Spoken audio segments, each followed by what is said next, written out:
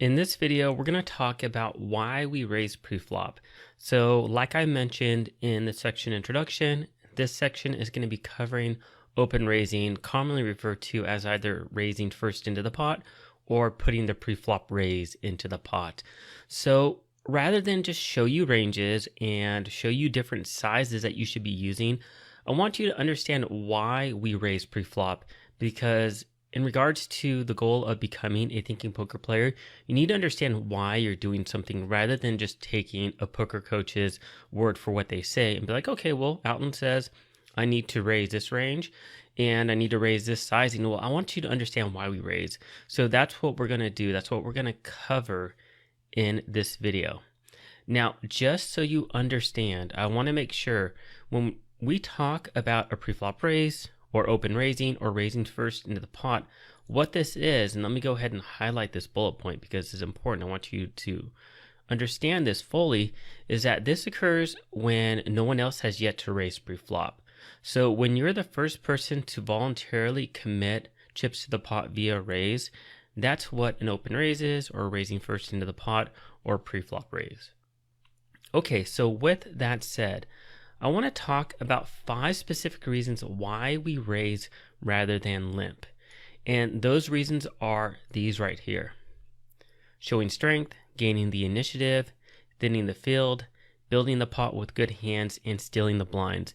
And we're going to spend some time going over each of these. So let's start off talking about the first one, which is showing strength.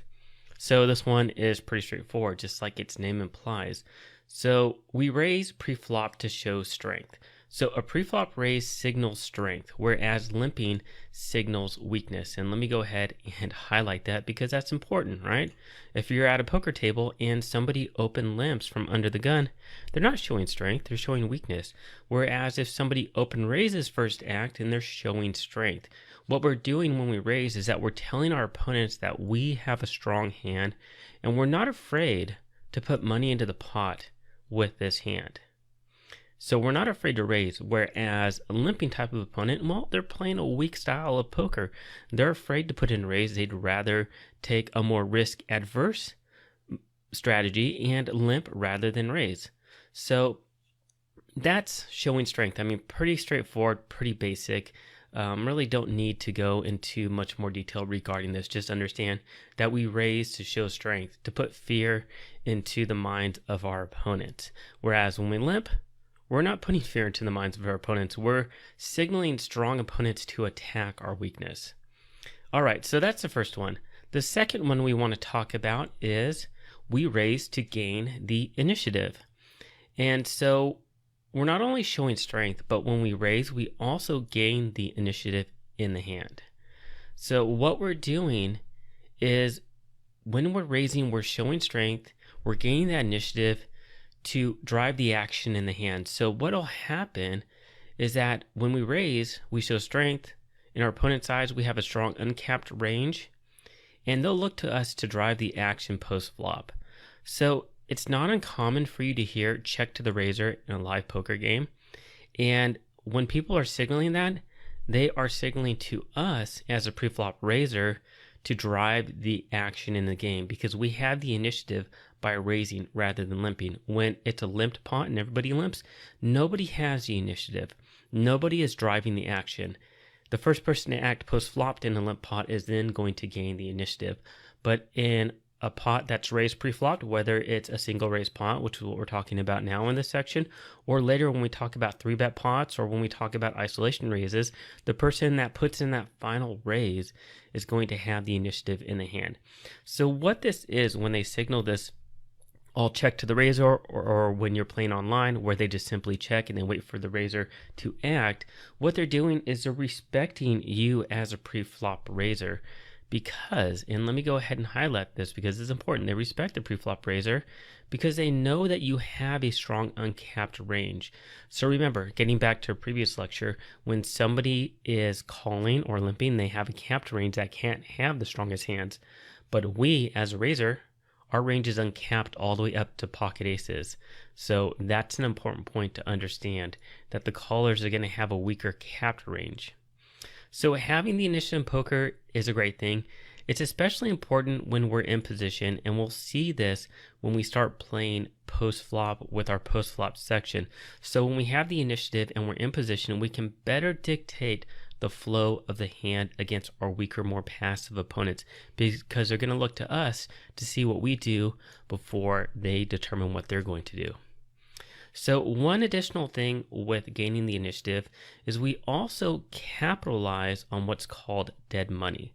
So when our opponents don't have the initiative, they're not really fighting for the money. And so that money that's in the middle of the pot, we typically call that dead money. So money is sitting in the middle of the pot that players aren't aggressively fighting for. That's dead money. So in a hand where everybody is just limping, whether it's open limping and then several people over limp, if we put an ISO raise, we're looking to attack that dead money, because by limping, they're not really looking to take down that money. Versus when somebody pre-flop raises and it folds around to the blinds, they have a tough decision: either play out of position and fight for the blinds or just give it up. So when we're looking to raise and take the initiative, we're also looking to take down this dead money, something that callers and weak passive type of opponents aren't willing to do. All right, so that's the second one. The third one is we thin the field, and this is really important. And we're going to spend a couple of slides talking about thinning the field, because I want you to understand why this is so important. And a lot of beginning poker players really don't understand why thinning the field is so important. And for a lot of them, it's somewhat counterintuitive. They think, I have a good hand, I want to play against multiple opponents. But in all reality, from a mathematical perspective, we don't. And you'll see why on the next slide. So by raising, we also limit our competition, which is a good thing. And the reason for that, without getting into the mathematics yet, is that the more players are in the hand, the harder it is to win, because our equity declines, meaning our probability of winning that hand declines. So, of course, when our equity declines, then so does something that's called the expected value of our hand. So remember, plus EV versus minus EV, we want to strive for positive expected value plays, and we want to stay away from negative expected value plays. And in certain instances, there are going to be multiple different options with a particular hand, and we want to choose the one that has the highest positive expected value. And I'm going to show you what I mean exactly on the next slide.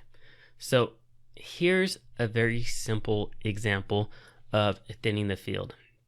So let's assume that we're hero and we have ace queen offsuit, and our opponents are calling our 3 big blind raise with a 23.53% range of hands. And I put this together in Equilab, and we'll do a live demonstration of Equilab later in this section to show you how you can visualize ranges and save them after I share the ranges that I think you should be using as your baseline set of pre-flop raising ranges.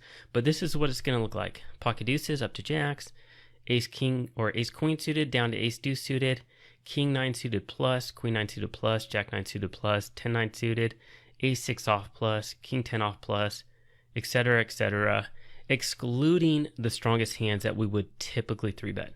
So our hand ace queen versus a fairly wide range of hands.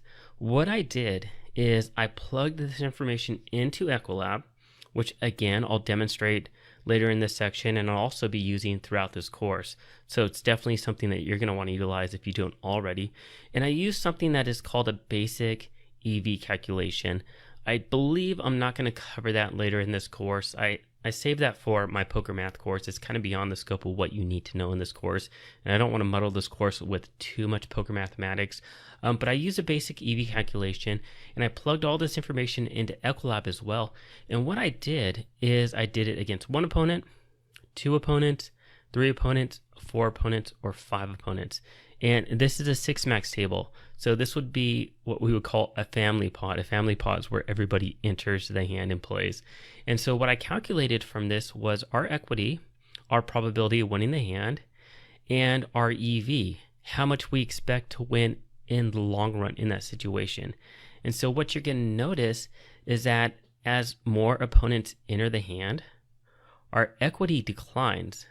So with ace queen against 1 opponent with a 23.53% range of hands, we are 61.58% favored.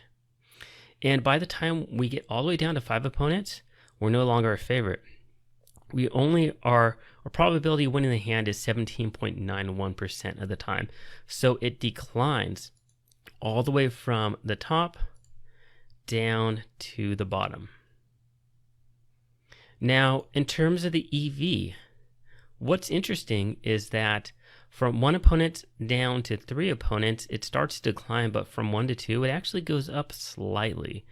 But then by the time we get to 3, 4, and 5, it declines. And by the time that we get down to 5 opponents, the long-term expected profitability of this play is 0.69 big blinds, all the way down to 0.22 big blinds. And I believe what I did with this is I looked at the amount of money that we're putting in is 3 big blinds from us and 3 big blinds from our opponents. So when you see this very small amount, we're looking at just putting in against us and our opponent a total of 6 big blinds.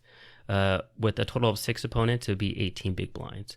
So it's not looking at 100 big blinds put in from us and 100 big blinds put in from our opponent. But the whole point of this is that not only does our equity decline, but looking at 1 through 5 combined, it declines, even though it goes up a little bit and then it goes down, and drastically from 3 opponents to 4 opponents. So this is why it's so important to thin the field.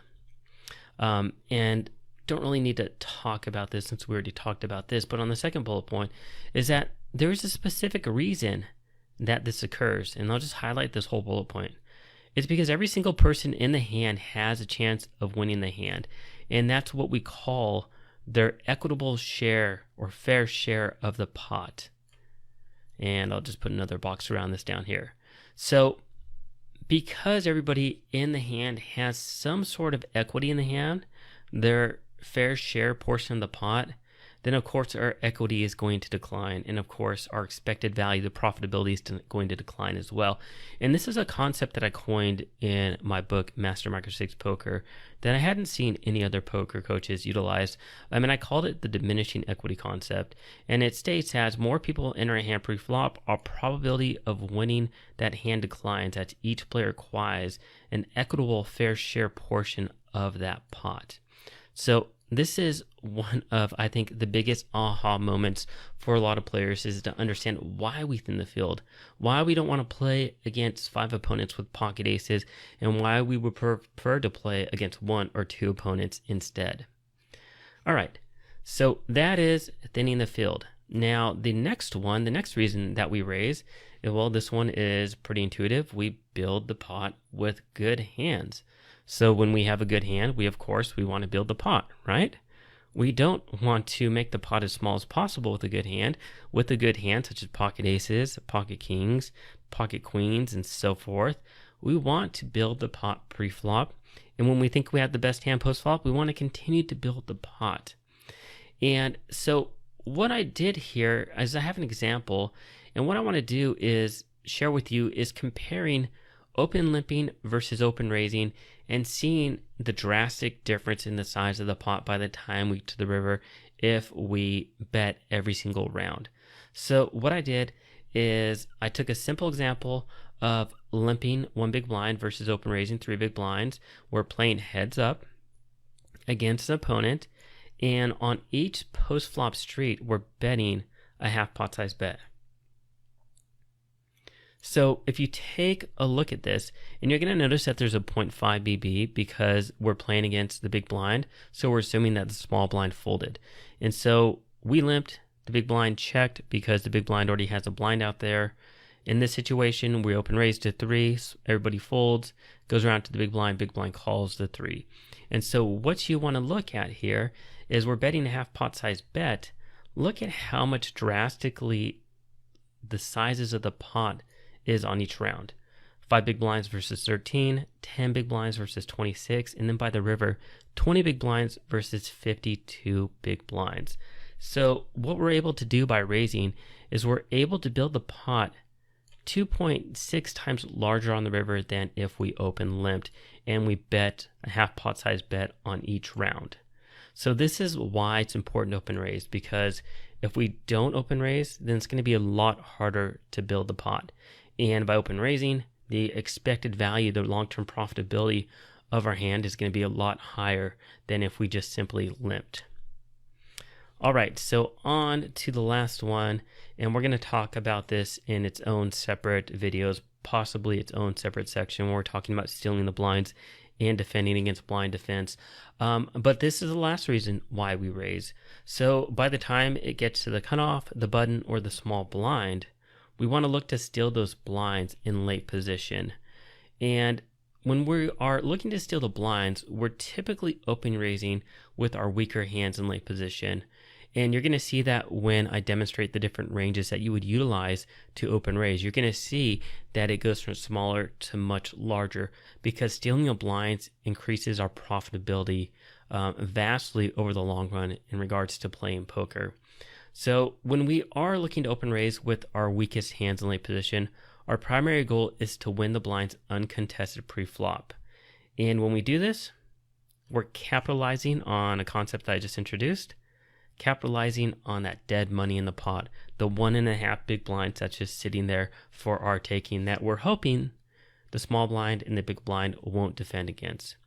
So we consider blinds dead money because they're forced bets. So when we look at them as a forced bet and we look at the small blind and the big blind, they're the last two players left to act. So the probability of them having a strong hand versus us being under the gun in the middle position, cutoff, button, small blind, and big blind also being left to act, the probability of them having a good hand goes down drastically. And also because they're forced to play out of position, it's a lot harder for them to play perfectly. So they're going to play imperfect poker or more so imperfectly compared to us because we're going to be in position. So we're hoping that they're not going to be defending optimally versus us out of position in the blinds. And that's kind of the whole reason why we look at this as dead money.